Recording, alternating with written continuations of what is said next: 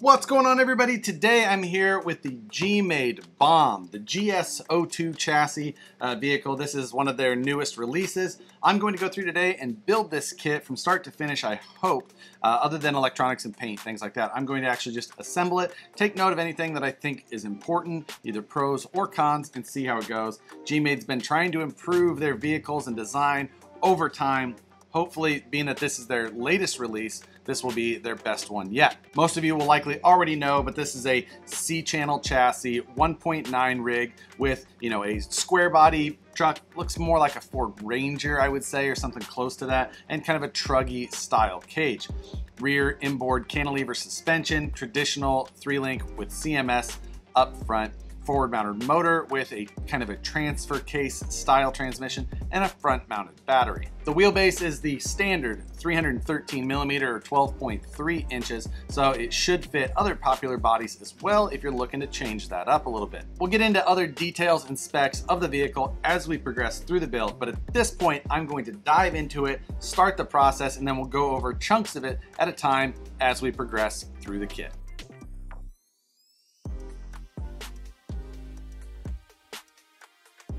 And just like that, the rig is assembled. Now, during the course of the build, I took a ton of notes to discuss some of the feelings that I had on just some different aspects of the vehicle itself. Starting with the axles, I don't love the bolt-on third member style just because the pinion and ring gear can easily separate since they're only held together with 4 2.5 millimeter screws. If you're just gonna run brush power in this type of rig, probably going to be fine, but over time I could still see it wearing out and having to replace that. In general, I just usually like to try and see things designed where they're going to be as strong as possible for the long run. That's something that concerns me about the design of this axle. The actual design of the gears themselves, they're a very simple, straight cut gear. They look like they'll hold up pretty well. The axle doesn't spin very smoothly. Once it's assembled, the whole thing, it's tight. The gear mesh is tight, which for longevity will probably be just fine, but I do see that there's gonna be a little bit of extra drag in the drivetrain while you're trying to run it. The ring gear, locker, diff cup assembly is different than we've really seen, but it actually seems to work pretty well. I would have liked to seen a much better quality plastic for the plastic diff cup that surrounds the locker, although the plastic diff cup in this vehicle really isn't under much or any stress, being that the locker is keyed to the ring gear.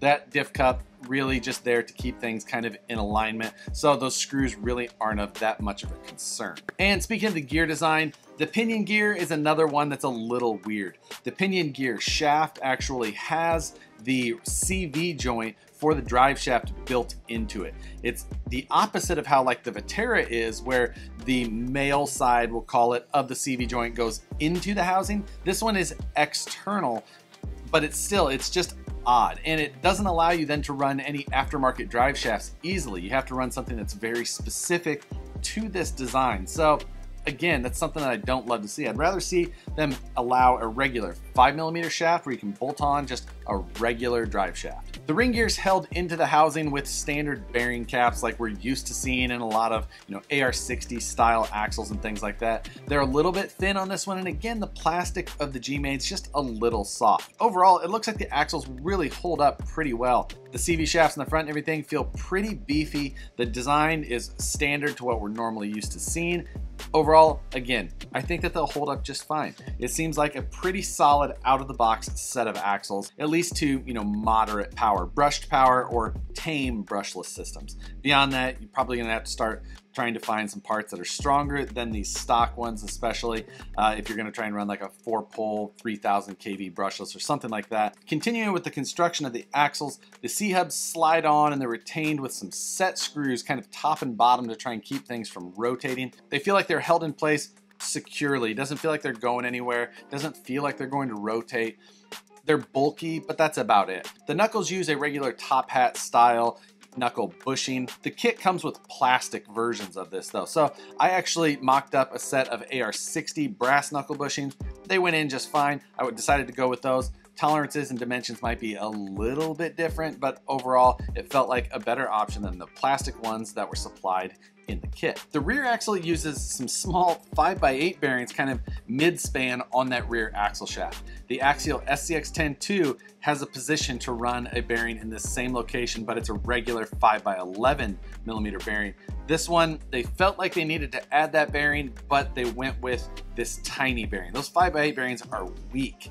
I think that they probably would have been just as fine leaving it out as they are including it. It's just going to make a replacement bearing kit that much more expensive, when I don't think that it's probably going to add any durability for you. But nonetheless, it's in there, and again, the whole rear axle feels fine, although a little tight. Then I moved towards the transmission. The transmission assembly in this vehicle is unique. It assembled fairly easily. The gears are centered but feel nice and beefy, some weight to them, but overall everything felt smooth and it feels like they're done out of a nice quality gear that's wide. So I don't see any strength issues with the gears themselves. However, where I do see a possible issue coming is where the gears move to the final drive area. And that's because the top half of the transmission is actually separate from the very bottom part. And being further down in the reduction path, there's gonna be a good amount of torque placed on those. And I think it's gonna wanna split the case halves between that skid plate, which forms the bottom half of the transmission, and then that top portion of the transmission.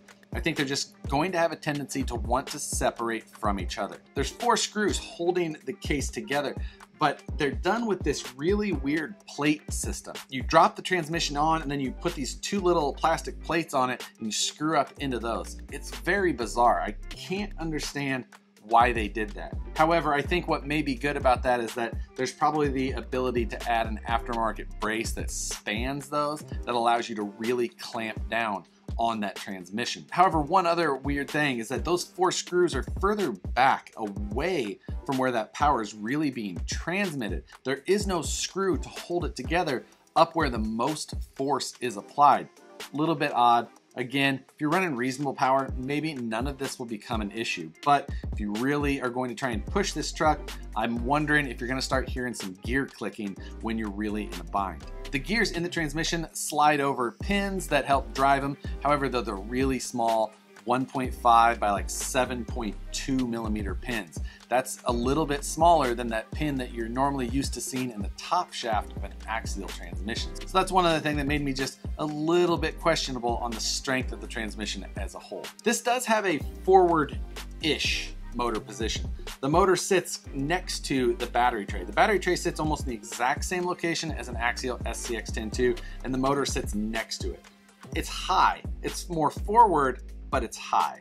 So something to take note of. A TRX-4 also sits kind of in this position laterally as far as forward bias, but the TRX-4 has a much lower motor position than this thing does. Another similarity to the TRX-4 is that it's got a fixed gear mesh situation. So you bolt the motor to the plastic motor plate in this vehicle, and you set it based on the combination of the spur gear and the pinion that you're using. I don't mind that setup. It's mainly used in vehicles where you can't actually get to be able to see both pieces when it's all assembled. So you have to be able to set it outside and then just drop it in. The motor plate gear cover assembly on this is very reminiscent of a Traxxas TRX-4, being that, you know, you drop the motor in, then you put this gear cover over it and you attach it with 3 screws to hold everything into place. One bummer about how they did it in this though is that the actual gear cover, where it bolts down, 2 of those positions are on the sliders, the plastic sliders on the outside of the chassis.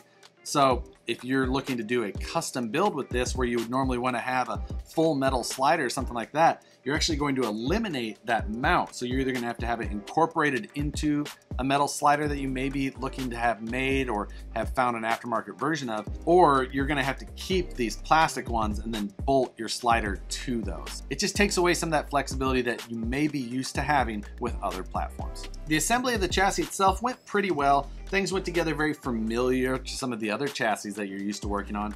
The front servo mount battery box setup, very similar to an axial SCX-10-2 kit, all the way down to having way too many pieces to accomplish something that should be a little bit more simple. The slider assembly, basically exactly like an SCX-10-2. These shock towers, if you handed them to me, I would say they were from an SCX-10-2. The biggest and most notable change between this one is that it does come with this rear inboard cantilever setup. Kind of a cool option, it's different. It does come with rear shock towers though. If you want to run a traditional rear suspension setup, it comes with them. Nice touch to add those. It's good to have those options. The rear cantilever suspension setup though, it's got the same problems that you see with so many cantilevers. It's just not as rigid as I would really like. It feels like things just want to kind of flex around as forces are applied. It looks pretty cool. It's very similar to like the Evo setup that you can get in the JK, and you know, it allows you to have a real flat rear bed if you're going to do something with like a lot of detail back there. Tons of options, and for a cantilever it's pretty well done. One of the other reasons I don't really love cantilever suspensions is because where the forces are applied on the axle is towards the center. So as you move those points further and further towards the center, you kind of lose some control on how you can more finely tune your suspension. But I think cantilever suspensions, at least in this scale, in this application, are more used for the benefits that they have visually rather than performance anyway. As I worked through the rest of the build, the links went together fine. They're aluminum. They use a 4mm set screw that you thread into the rod ends and then thread that whole assembly into the aluminum links. The only thing to note about that is that the threads really didn't love to start straight in these aluminum links, so you kind of had to work at them to make sure that they started and went in straight and didn't try and cross thread themselves. But in the end, it really wasn't that big of an issue. It just took a little bit of, you know, patience and making sure that it started exactly how it should. The assembly of the rear cage was nice. Everything fit together well. I think the scale of the tube is pretty decent.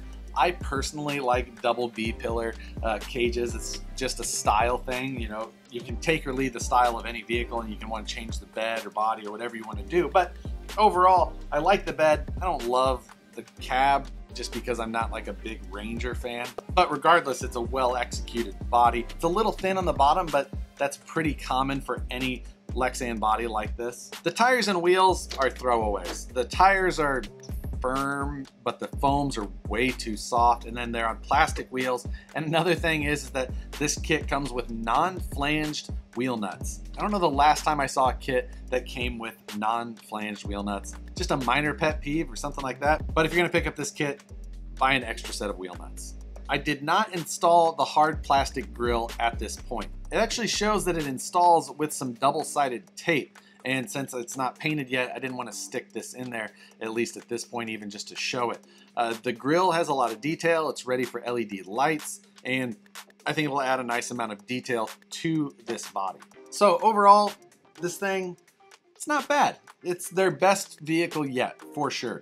Their plastic is still not that great. It's too soft. Screwing the hardware into this rear cage, you could feel that it was softer than I would really want. And that was kind of a theme throughout the build. But as far as like just another trail truck, another option to have, it's not bad, and it's definitely their best attempt yet. Would I recommend that someone buy it? There would be others that I would recommend before it, obviously. But if someone said that they were interested in buying it, I wouldn't tell them that it was the worst idea they ever had, unlike the GOM. So at this point, I'll probably take and hand this vehicle off, try and have it painted by somebody, and I'll find some electronics to throw in it, and I'm gonna go run it. But definitely gonna change out the tires and wheels, throw a decent motor ESC in it, and we'll just go see how it hangs. But at this point in the build, I think I'd give this thing like a B-. Like, it's a decent kit, not the best in its class, but it'll pass. So expect to see more on this thing sometime down the road. It's not gonna be my top priority, but I do want to get it out on the rocks, just see how it compares to some of the other rigs I've got in the fleet. I hope some of you found some useful information in this video. If you did, hit that like button, comment with anything you have to say. Make sure to subscribe if you're not already, and we'll see you on the next one.